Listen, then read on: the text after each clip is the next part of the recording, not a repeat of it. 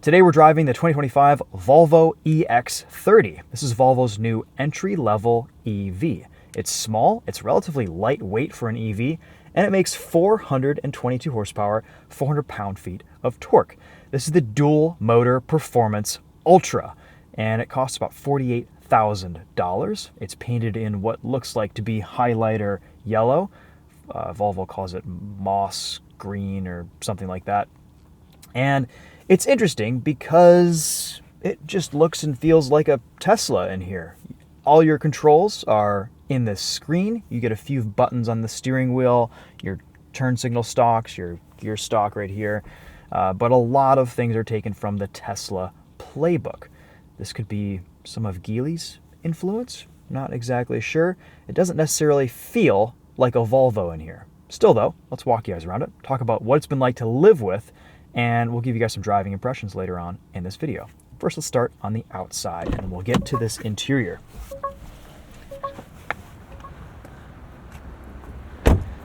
We have 19-inch wheels that look very aerodynamic. We're on a set of Michelin Primacy tires, 245/45 R19s. Nice looking wheel design. This Volvo EX30 has a 69 kilowatt hour battery pack. It has a driving range of 253 miles on a full charge, and it'll fast charge at 153 kilowatts. So 10 to 80% in under 30 minutes or so. Not groundbreaking numbers, but again, that 69 kilowatt hour battery pack keeps this light, under 4,200 pounds. And with 422 horsepower, it's freaking fast. It does probably mid to low 3 seconds to 60 miles an hour. It's quick. We'll get it on the road. The handling isn't amazing. It's pretty average for an EV in this class, but it's still grips and rips, and the straight line acceleration is pretty nuts, which honestly isn't huge news for any EV these days, but it is the party piece of the Volvo EX30. Here's your tailgate. You've got some room in here to put things. There's some space below with your charge cable. A little more room down below. You can fold the seats down. Here's your charge port. You have to take off these covers to plug in. Here's your key. It's a proximity key with a card. It's actually worked this week pretty well, unlike the Polestar 3 that we had a few months ago. So I've actually been able to get into it, which is nice. Back seat. I'm 5'10". This is my driving position. Back seat room is tight. I was expecting this to be a little bit more spacious back here when I first got into this week. My knees are into the front seat, and headroom is okay though. You get a full panoramic glass sunroof, though no shade. It's just got a bit of a tint to it. Some interesting materials in here, lots of eco-friendly recycled stuff. I like the cloth. I always like the cloth in a Volvo, but this center console kind of has this weird plastic that gets very fingerprinty, and there's a lot of gloss black on the steering wheel and touch points in the interior, and those get kind of nasty looking after a few days of use. Ambient lighting is nice. You can get a taste for that just sitting here this morning. And the interior is all very minimalist and Scandinavian design. It's okay, I guess. It looks good for $48,000, though. Everything does feel a little bit cheap in here in terms of material quality and choice. Not quite up to par with Volvo's usual sweet tactility, just because also everything is in the screen. A lot of things taken here out of Tesla's playbook, so we'll talk about that a little bit more once we get in the front seat. Ingress and egress, though, is easy enough. Nice high roof height. Just kind of a cramped back seat in this EX30. Let's see what we've got here for a frunk. I actually haven't opened this week, so this is going to be a surprise for everybody. Look at that. We've got a little storage space in there. Just a tiny one. Boy, this color is pretty wild, isn't it? The front end, I think, looks pretty good. Kind of reminiscent of some of Volvo's concept cars. You saw this on the road 10 years ago, you'd think that this was just a concept vehicle from Volvo, but no, it's here. It's on the road, and you can go out and buy it. For being Volvo's entry-level EV, I believe in other markets they have a single motor version that comes in less. It would be nice to get into one of these for about 35 grand for a single motor rear-wheel drive model, but I don't believe that's offered yet in the US. We just get the dual motor, which is around $46,000 to $48,000. Still though, the performance here is awesome. It's fast. You can also put your key card right up here to unlock it. And then you can see here where they've tried to break into the car, either just to break into the car or to just get into the car because they've left their key in the car and they can't open it. These door handles are pretty cool. Nice big door pockets. Lots of recycled looking plastics right here. All right, let's get into the heart of the experience here with the Volvo EX30, which is this vertical tablet screen. It's pretty responsive, which is good. You've got some native applications here. You have CarPlay, which is great. A few quick access controls for your mirror adjustments. You can adjust those right here on the steering wheel. Steering wheel tilt and telescoping is a physical thing. That's good. Like that. Some settings. Okay, this is looking kind of familiar with Volvo's UI and Polestar, but this is all pretty new looking. Google Maps is your native navigation system. You've got your 360 cameras. Here are your climate menus. For some reason, this is showing this in Fahrenheit and this in Celsius. That's kind of odd. That literally just happened as I started filming this video. You've got temperature controls, heated seats, heated steering wheel, all that stuff.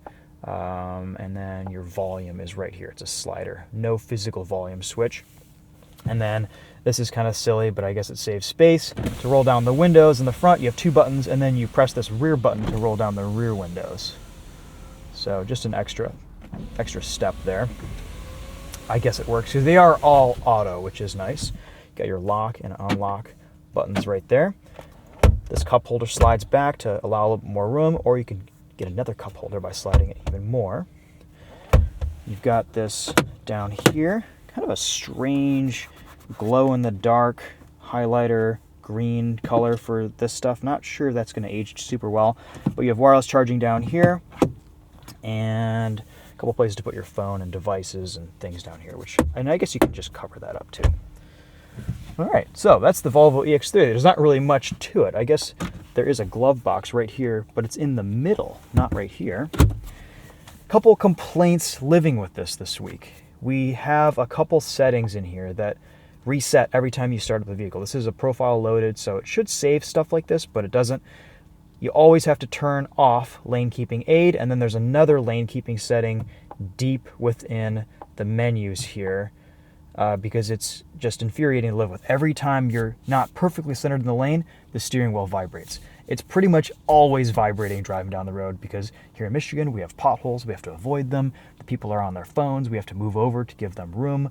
And there's cyclists. You have to move over for that. So the steering wheel in this has been vibrating for me all week, and I have to go through about 7 menus to turn it all off when I get into the vehicle. So that's been kind of irritating. The other thing is CarPlay's voice to text hasn't worked at all for both me and Substitute Tow for this week. We do get one pedal drive and then driver alert. Every time you yawn or look at the screen to do anything, it'll beep at you and alert you to pay attention to the road. If Volvo gave us more physical controls, that wouldn't be an issue. We wouldn't be distracted. But that said, we've got a lot of distractions and a lot of use with this screen while driving just to perform simple tasks and functions. There's no control on the steering wheel to control your following distance, so you have to go deep into some menus to change that.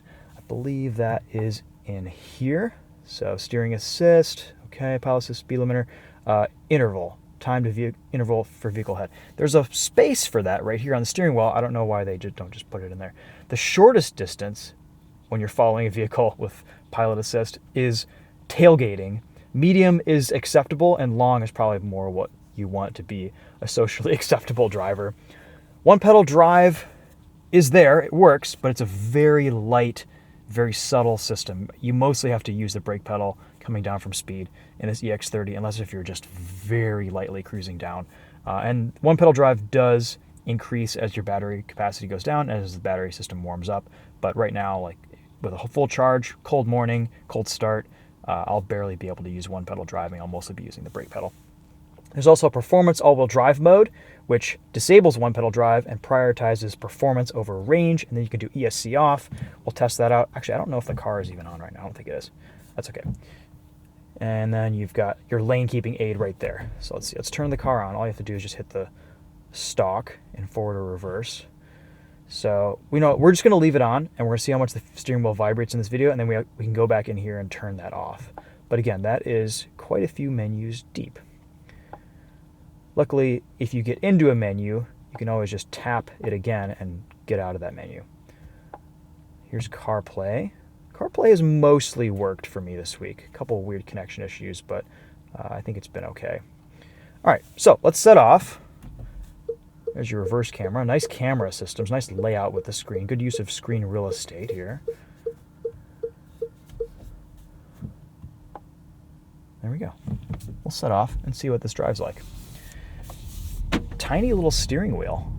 And you can probably see a couple flashing purple lights here sensing what my face is doing, whether I'm paying attention or not. I can't see those with my naked eye, but the camera picks them up and is pretty sensitive to that type of thing. The oval shape of the steering wheel is kind of cool, and I like the size of it. The steering is very light. Suspension's on the stiffer side.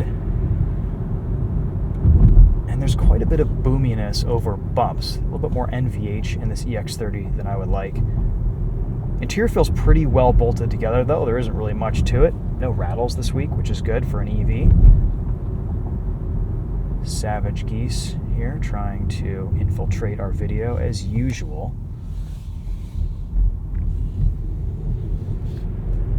Visibility is awesome. It's like the Model 3. You can just see over the hood. Here's your turning radius. Someone doing some legit donuts back here.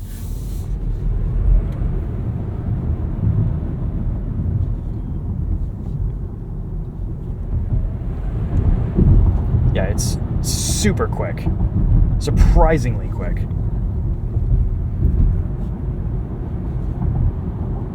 There's a little bit of a weird hesitation that almost feels like a gear change when you first roll into the throttle. It almost feels like it's downshifting. But it's just a very, very fast EV. Very little body roll. Handling is sharp, precise.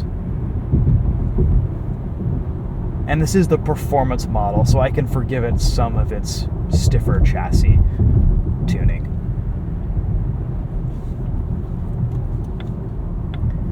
I don't like having everything over to the side.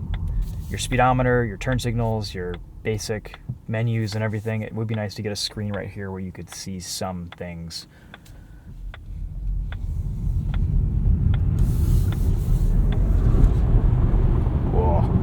I do like how the speedometer updates quickly though and shows you exactly how fast you're going, unlike the Porsche Taycan Turbo GT that we tested a few weeks ago, where you let off the accelerator and you're going 10 miles an hour faster than what you thought you were.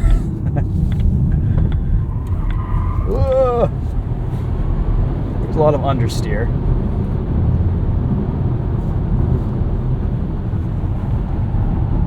Mechanical grip is good though. Body control is quite good.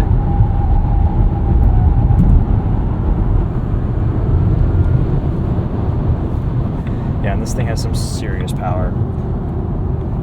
Decent visibility, except for your rear 3/4. These mirrors they look kind of cool being frameless, but they're on the small side. Rearward visibility is okay. It would be nice to get some digital rear view cameras or something for the almost $50,000 price point here. It's reasonably quiet at speed. You can engage cruise control, adaptive cruise control, or switch between that and pilot assist right here. So there you go. It'll steer itself. And then you can change 5-mile-an-hour increments right there. And I like that Volvo actually gives us icons with our buttons on the steering wheel. This is a decidedly easier vehicle to live with than the Pulsar 3 that we had.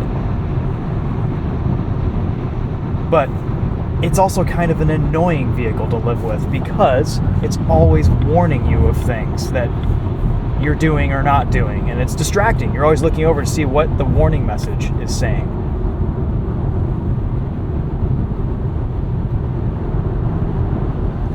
What about the brakes? Brakes feel good. Nice pedal feel, very linear.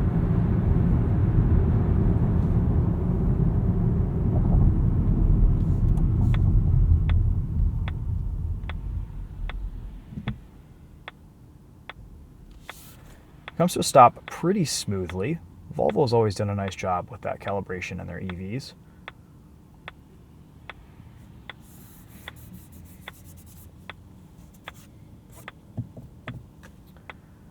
The Harman Kardon sound system is decent too. Doesn't sound too bad. Let's go into whatever performance mode there is. Driving. Performance all-wheel drive. ESC off, why not?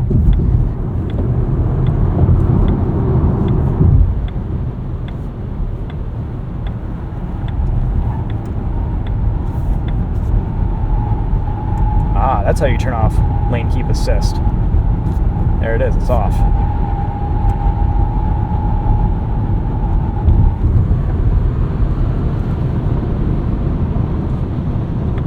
The steering assist system in this, I haven't been super impressed with it this week. It doesn't seem to do a great job keeping you centered between the lines. It's okay, but again, nothing amazing. Maybe not even on par with some other Volvo models that I've driven. This is just my opinion, but to me, this doesn't really feel like a Volvo. It feels like a Chinese Tesla copycat. And I hate to say it, but the soul, the quality, the solidity, the feel of other Volvo models just isn't quite here. And it would be nice to get a less expensive version of this to maybe reflect that change in feel and that change in quality and just like the different sensations that I'm getting driving this EX30. It does all the things, it checks all the boxes, it handles well, drives well, the infotainment is quick enough. I mean, on paper, everything here is doing a pretty nice job. But at the end of the day, it's just kind of your standard issue EV. All right, so now I'm letting off the throttle and we're coming down from speed. And it's getting a little bit more aggressive. But again, I still have to dip into the brake pedal pretty much all the time.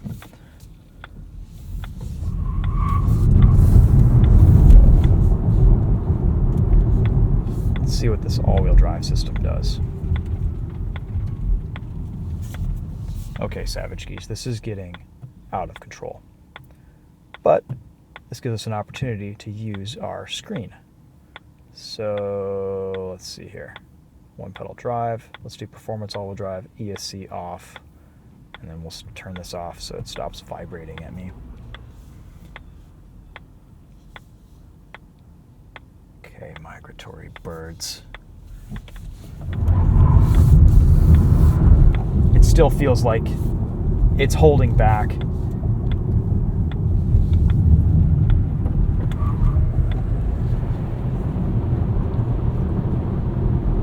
It should handle well in the snow, though, on the right set of tires. I don't think you're going to be doing huge power slides in your Volvo EX30, though. It seems to be cutting power and taking away your fun pretty quickly. All right, let's turn off that performance all-wheel drive setting. Throttle response calms down, and we have cruise control back. Oh, and then even when you do disable the lane keep assist or whatever it is, the steering wheel still vibrates. So it's just, the steering wheel is always vibrating in this car. I guess, unless if you're just perfectly centered between the lines, that's just going to be something that you're going to have to live with.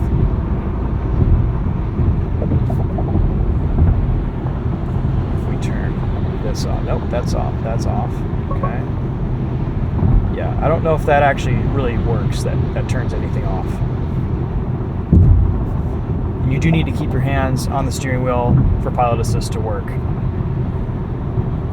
Anytime you yawn, also, it reminds you that you're sleepy.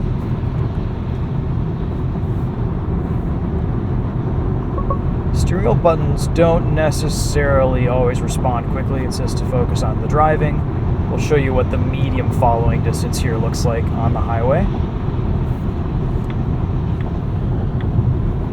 It's about like this, and then here's what passing power looks like. And then to cancel cruise control, you just hit this stalk, and pilot assist is canceled. You do get a nice graphic indicating whether you're in your lane or not, or whether the Volvo thinks you're in your lane or not, and then vehicles around you. And then it's pretty easy to switch between pilot assist and just regular adaptive cruise. There we go. And if you try to look to see what mode you're in, it'll tell you to pay attention. Seats are comfortable, but not quite Volvo comfortable like they've been. They're a little bit on the harder side. Let's see, we have some adjustments here for lumbar, basic adjustments. You can press this button to kind of configure it all. Just focus on my driving. Steering wheel is still vibrating. I think if I were to sum up the driving experience of this Volvo EX30, it's very much like every other EV on the road, if not a little bit more annoying. Let's rip off a quick 0 to 60 here.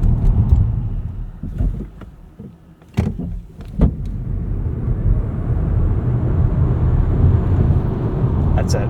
That's all it takes. And maybe we'll go back into that performance mode. 6 menus deep here.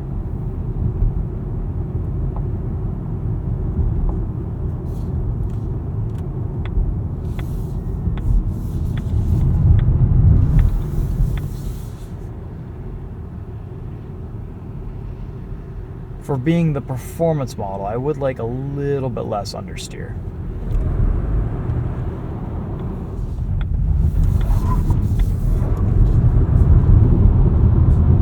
Range here isn't amazing, though again, with a single motor setup, that would get better.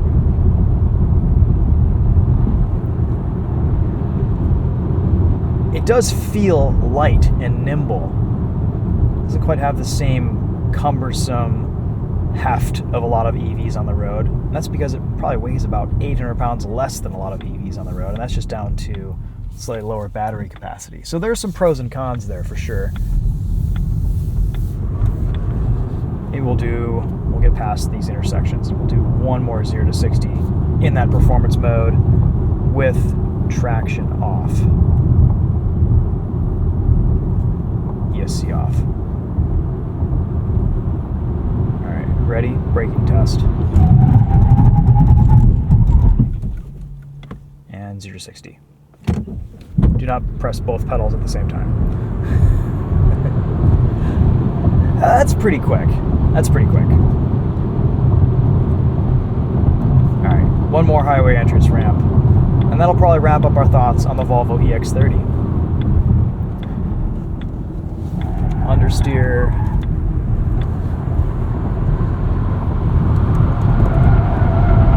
More understeer. Woo, it is fast. Okay, we'll turn some things back on.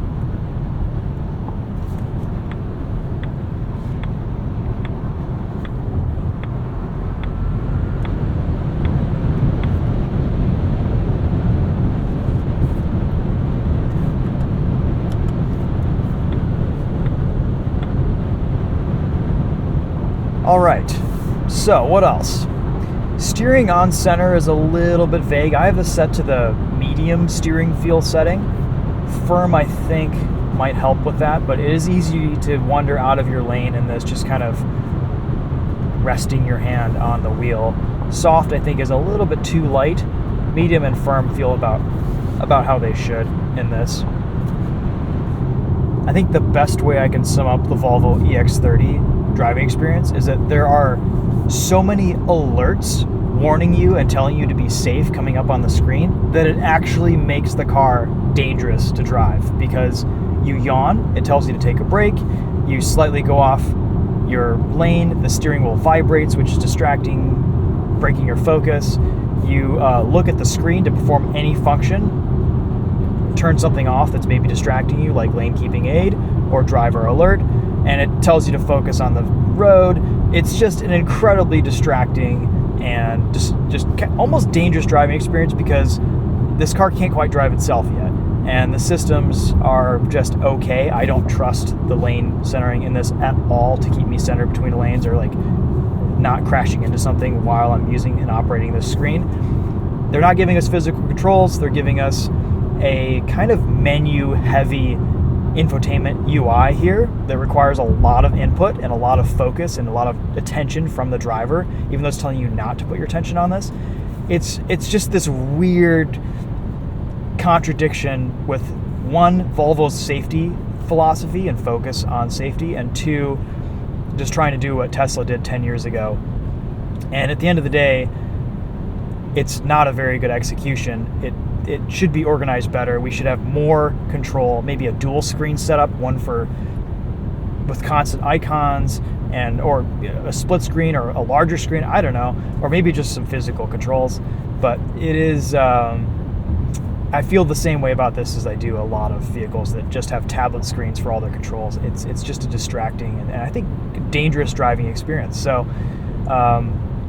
in today's world, when everyone's on their phones, everyone's texting, everyone's distracted, having an infotainment system like this is only more distracting and more dangerous, and not having systems in place in the vehicle to basically drive itself is just kind of adding and exacerbating that problem. So you guys know how I feel about this stuff. It's not making the roads a safer place, really, and that's a big shock and kind of a disappointment coming from Volvo. The biggest issue that I have with it is that it just doesn't really feel like a Volvo. It just feels like another Tesla copycat that maybe isn't quite as well executed in some ways. And it's got some interior design, and it's got some minimalism, and it's kind of funky looking on the outside. But other than that, there aren't really any major highlights here or big positives that set this apart from the competition. So I'm left kind of lukewarm after driving this EX30. To me, I guess it's one way to get into a Chinese car here in the US market, but the price should reflect that, and it's still almost 50 grand in this dual motor Performance Ultra trim. I realize this is the top trim. That's great, but I think the real win here with a vehicle like this would be able to get into something with a little bit more range, a single motor setup, a less expensive entry-level price. In the mid-30s would kind of be that sweet spot. And I'm kind of surprised Volvo hasn't quite done that just yet for the US market. So maybe by the time this video launches and is out, that will be a thing for the 2026 model. We'll see. But I know that in other markets at the time of filming this, that is an available option, and in the US we just get the more expensive version, which I think kind of defeats the purpose of this EX30 in some ways. I don't think the buyer of this car will care about the performance, and if someone who does care about performance wants to buy this car, they'd probably be better served getting a Model 3 Performance or something else that's a little bit more dynamically exciting. Maybe even something from Polestar, who knows. So that's where I stand on the Volvo EX30. Let me know if you guys have any questions in the comments. Thank you so much for watching. Check out the description for some more information on this car that we may or may not have covered in the video. And if you guys enjoy these videos, consider becoming a channel member. It's a few bucks a month, and you guys get early access to videos before they go live, priority reply in the comment section, and a couple other perks and features. And it's a great way to support the channel and what we do here on TheTopher. Still, I appreciate you guys watching, whether you're a subscriber, a random viewer, and a channel member. Thank you so much for tuning in. We'll walk you guys around this one more time, and that'll be a wrap on the Volvo EX30. All right, walking you guys around this one last time. Into park. The car turns off. Look at that. and it makes a cool little noise when you lock it.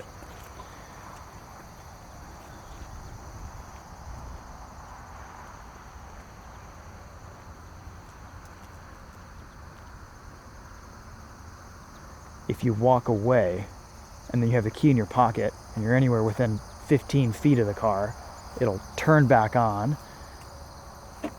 There's probably some stuff you can do with the app, climate settings, precondition the cabin, stuff like that, stuff along those lines. Headlights look kind of neat. More Thor's hammer design language. It's a tiny little EV, just kind of a little hatchback. Taillights look kind of cool. Alright guys, there's the EX30. Thanks again for watching. We'll see you in the next one.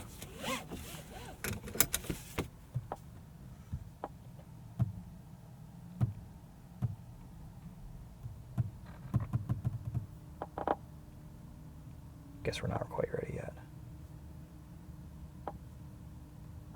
There we go. CarPlay. Still connects pretty fast.